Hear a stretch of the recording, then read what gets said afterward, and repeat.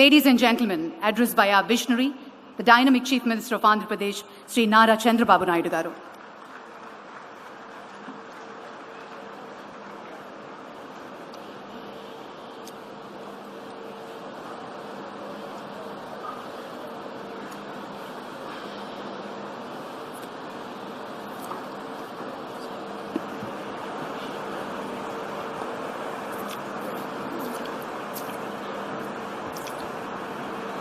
Respected Chief Justice of India, Honorable Sri Justice Ranjan Gogoi Garu, Honorable Justice of Supreme Court of India, Sri N.V. Ramana Garu, Honorable Justice of Supreme Court of India, Sri L. Nageswara Garu, Honorable Judge of Supreme Court of India, Sri Justice Subhash Reddy Garu, Honorable Justice Sri Praveen Kumar Garu, Acting Chief Justice of High Court of Andhra Pradesh, Honorable Justice B. Radhakrishna Garu, Chief Justice of High Court of Telangana, Honorable Chief Justice Sri Ramesh Ranganathan Garu, Respected Justice Venkatraman Reddy Garu, Honorable Speaker, Honorable Judges, Ministers, other distinguished members of the bench, bar, and respected invitees and farmers. Today is the significant and historic day in the history of judiciary of newly formed state of Andhra Pradesh. Nearly 4.5 years after the bifurcation of combined Andhra Pradesh, the new infant state of Andhra Pradesh is going to have its own High Court in the new capital of Amaravati. It is a pride moment for the state of Andhra Pradesh to commence its High Court from the District Court Complex building as a transit measure. I wholeheartedly thank one and all who have made this possible. The establishment of High Court in the new capital of Amaravati will enable all citizens to get access to justice, saving their travel time and resources.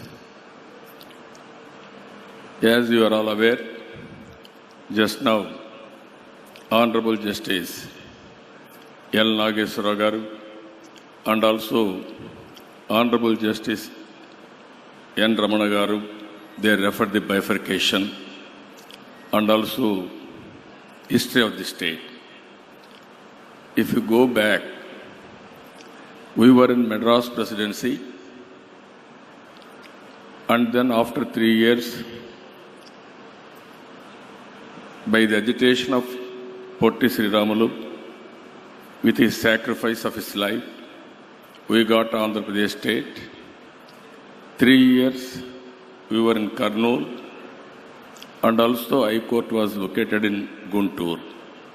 Ultimately, all elders at that time, they fought for a united Andhra Pradesh. That is how Andhra Pradesh has been formed. You are all aware, because of bifurcation, there are so many breathing problems and also so many inherent legitimate problems also.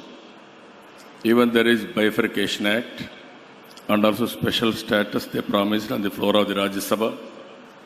All these things, some of these things, yet to fulfill. 60 years, we are all in Hyderabad.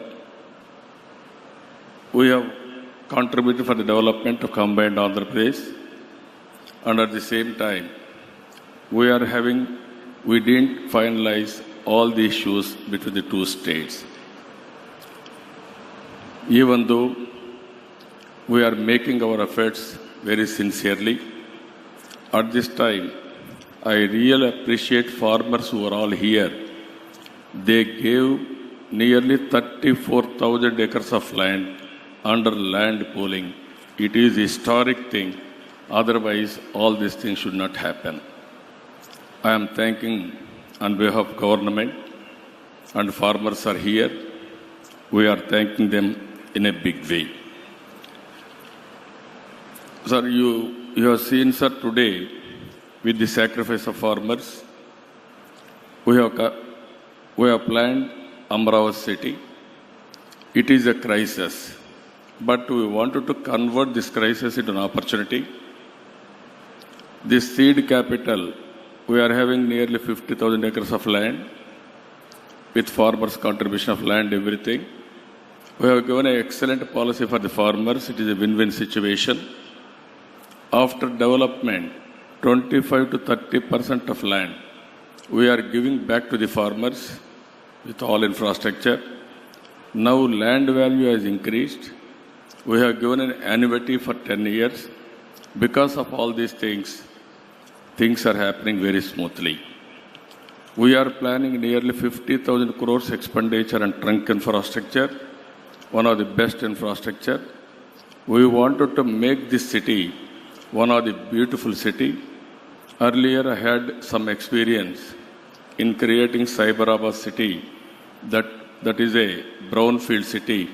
Now we are building greenfield city. We are planning, sir, here one of the most beautiful city. If we name among top 5, Amaravati will be one in the near future. That is our ambition. That is how we are moving in that direction. As Honorable Justice Ramana Garu has rightly mentioned, there is a history for this city.